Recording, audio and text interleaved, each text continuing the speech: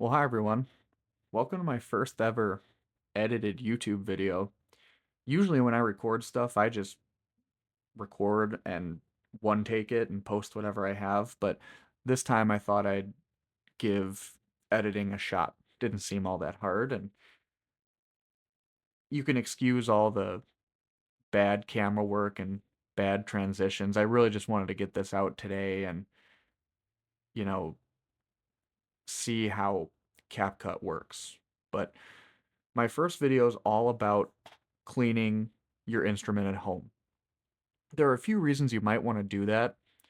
First reason is you just bought it and you don't want to spend more money getting it cleaned, and that's totally valid. I think whenever you sell an instrument, you should have it cleaned so the next owner doesn't have to do it. It's just a nice thing to do, but um, that didn't happen with this one. Second reason would be it's got some red rot you don't want to disturb, and this one's got some red rot, a few tiny spots in the lead pipe, and mostly the second slide and third slide, they have the spots there, but I don't want to mess with it. An ultrasonic cleaning can, blow holes out in the instrument, and I don't want to deal with it, so I thought I'd just get all the loose gunk out now. You're going to see the tuba is in a bathtub, and this is an E flat tuba. It's a Meinl Weston 2141, and it's plenty small enough to fit in your average bathtub. Something like a 2165, a Holton 345, even the York copies, I'd be surprised if you had a bathtub at home that'd fit them. So you'd probably have to do that with a hose or something. I didn't, but um, for this tuba, it worked out just fine. So you're going to want to start by disassembling the horn and getting everything put in a bathtub of lukewarm water, not hot water, especially for lacquered horns, with some dish soap. I just put a bunch of Dawn in there. And I'm just using a mouthpiece brush because that's all I have. I don't have a cleaning snake or anything. Don't go out and get a plumbing snake. Those are for plumbing, not musical instruments. So you can get a snake from your local instrument tech or music store or, you know, Amazon probably has them. I didn't do that, and it's fine. It worked out fine. All the major gunk that you would get out is mostly in reachable areas, except for the lead pipe and your knuckles out of your valve casings.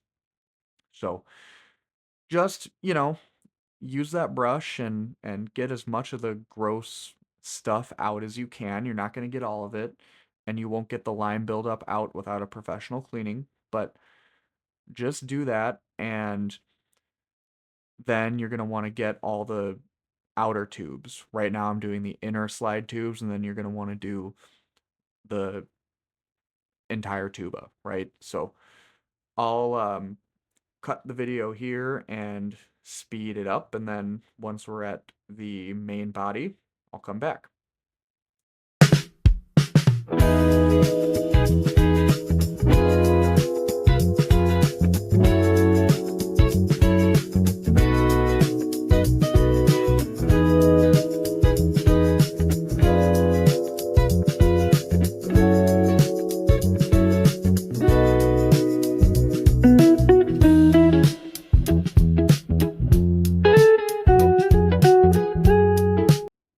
Okay, so here we are. I finished the valves. They all look great. Now I'm just going to start brushing out the outer tuning slide tubes, starting with main. You won't see a whole lot of stuff coming out. Really, it all kind of broke loose when I put the tuba into the water. When all that water rushed in, it just kind of blew all of it out. Now again, you're gonna want some sort of longer tuning slide snake for this, or um, I think you can find some on Sweetwater. I'm just lazy. I didn't have one. Don't use like a plumbing snake with like a metal end. You don't want to do that. Get something with a brush end, not super abrasive bristles, but something like a mouthpiece brush or, figure something out, get a snake, and do a better job than I did. Really, um, the horn's not all that dirty. It just had stuff in it that would be easy to get out. But the parts you want to really make sure you snake out are those knuckles entering and exiting the valve casings, as well as the lead pipe, because those tend to get the most stuff in them. So make sure you do that. I didn't, but you get the idea. I'm gonna cut it here, speed it up, and then I'll see you when I get the tuba out of the tub and all dried off.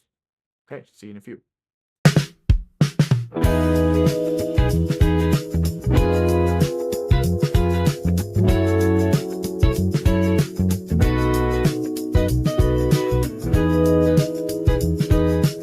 Okay, now that we've got the horn out and back onto the floor, we can begin the reassembly process. First of all, if you hear a lawnmower in the background, sorry, I'm just not going to deal with it and record it later. Again, I'm just lazy, but at this point, you want to dry the horn off and you want to dry it off really well. Now, lucky for me, this tuba is lacquered and um, it won't, water spots won't necessarily be an issue for a lacquered finish. But if you have a silver plated horn, I would strongly recommend that you really spend some time drying off. Or especially a raw brass instrument like my 2165, spend some time drying it off. I'm just going over it with a microfiber towel here, and I'm just trying to get the major water out of it um, and off of it. I'm not spending so much time getting into the nooks and crannies of the valve section. You could do that if you wanted to, but again, it's lacquered. It'll clean up fine. Just get it dried off. So I'll speed this process up and I'll see you when I get back.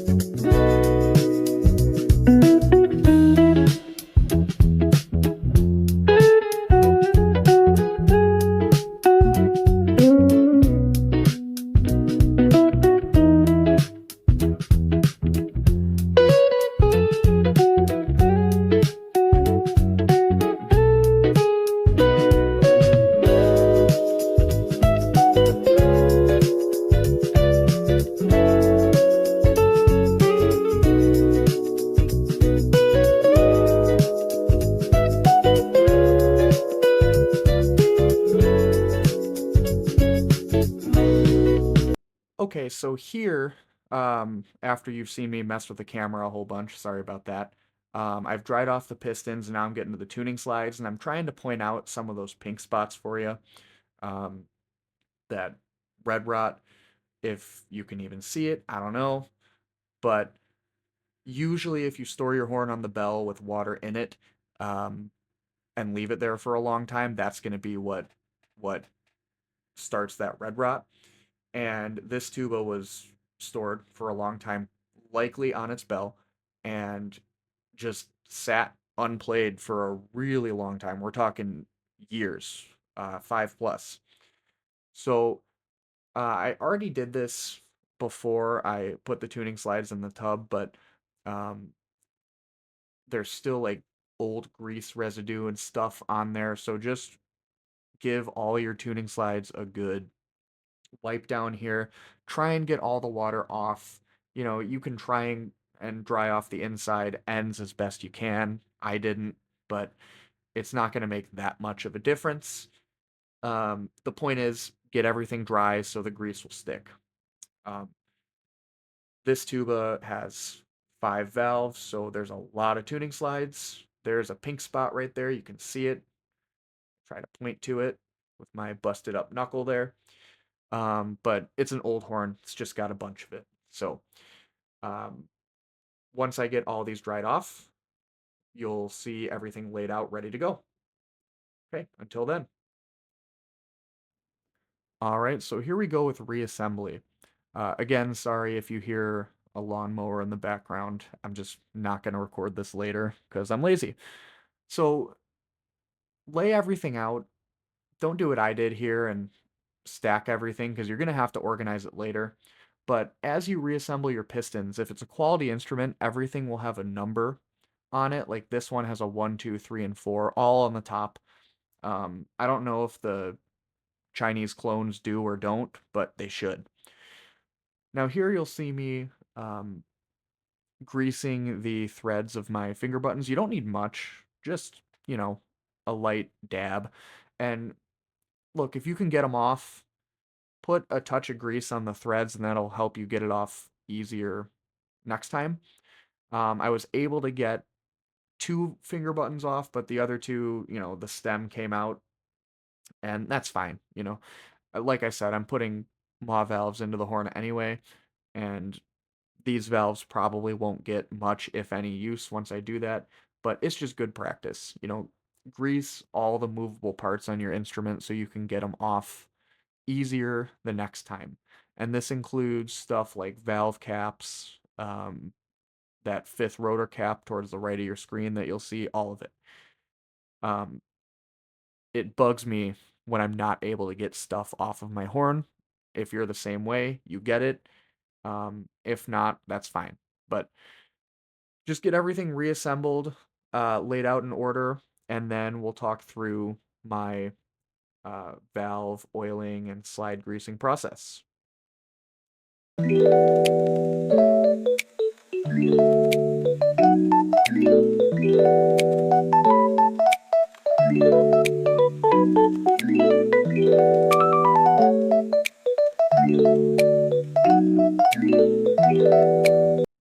Okay, now that you've got everything laid out in order and greased, you're going to see me grease the threads of the fifth rotor cap here so I can get it off easier the next time.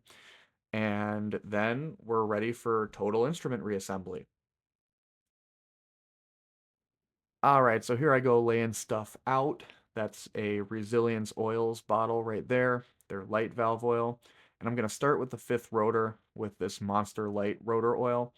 Um, Usually you just need a little bit right on the bearing, and then you can fuss around with getting the rotor cap back on there. Tubas with the sideways mounted rotor are kind of annoying with the fourth slide in the way, so it's good to do this first to get it on there and ready. And, again, grease the threads so it doesn't stick. And then you also want to oil um, every other moving part of the rotor. I'll do that right now.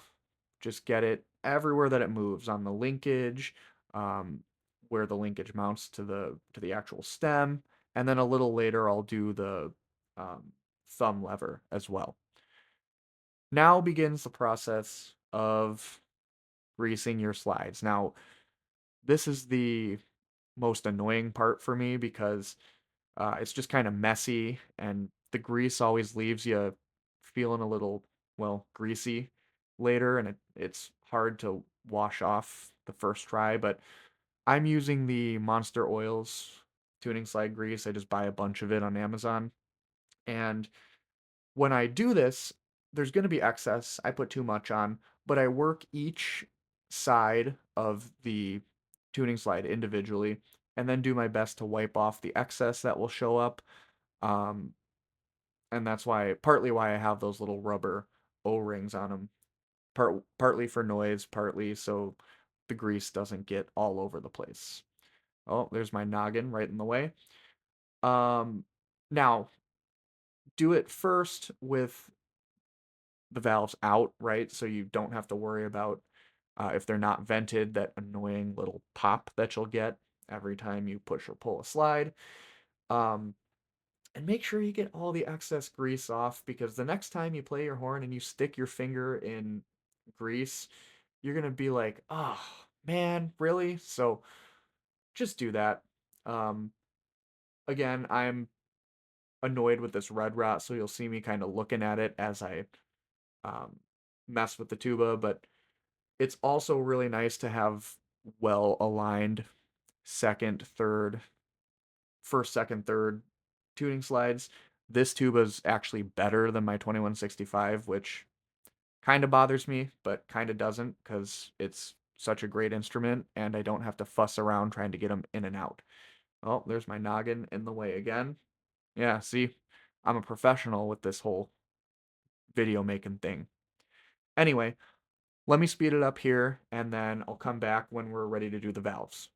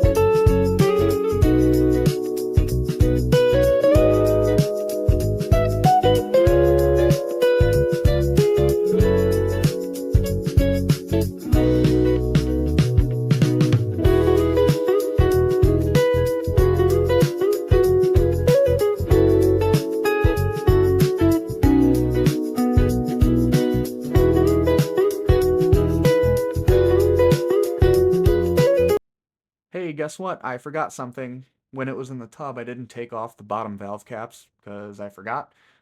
These tend to build up with a bunch of stuff really quickly and really easily. And you'll see me like trying to scrape it out with the end of the mouthpiece brush and the bristles and all that. You want to get this stuff out because it's gross, but also that's what will bind your threads the next time you try and get them off. And I fussed around trying to get these things off for a long time. Trying to get your hand back there on some of these Mino Westons is really challenging, but I did get all of them off. And again, you're going to see me, guess what? Put grease on the threads of these bottom valve caps. These are the worst things ever when they get stuck because it's hard to get them off on your own. And this is where you see a lot of like tool marks and stuff like that. Now you're going to see me try and figure out how to get these things back on. Sticking my head in the camera again, but um, you kind of have to find the best possible angle here. And for me, that was going under that body loop there. So make sure you grease those. Make sure you can get them off and get the green gunk out of them. So once I get these back on, it's valve time. Let me speed it up again.